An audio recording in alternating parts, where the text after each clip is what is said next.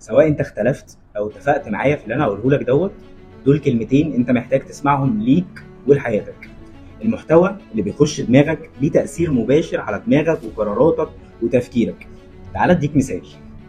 في اغاني كتير حلوه قوي لمغنيين شاطرين وفي منتهى الابداع، بس الاغاني دي من نوعيه الحزن واللطميات وان مين خان ومين عمل وانا اتمسح بيا البلاط، واصل مين داس عليا، واصل مين ما عملش حساب للعشره.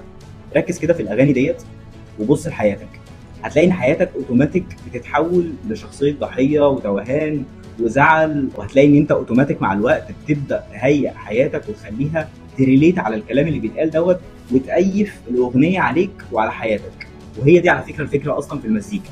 تخيل انت بقى كل اللي عمال تسمعه عباره عن صعبانيات، وانا اتحط عليا، اصل انا اتداس عليا.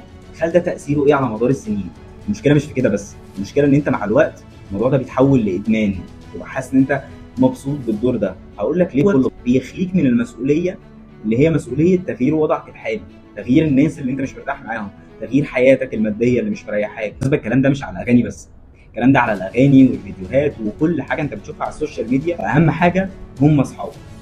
ارجوك احذر وخد بالك ان انت تتخدر بالشكل وحافظ على جزء ايجابي ثابت وراسخ جوه مخك، وما تسيبش الكلام اللي انت بتسمعه يغطي على حياتك من غير ما تاخد بالك.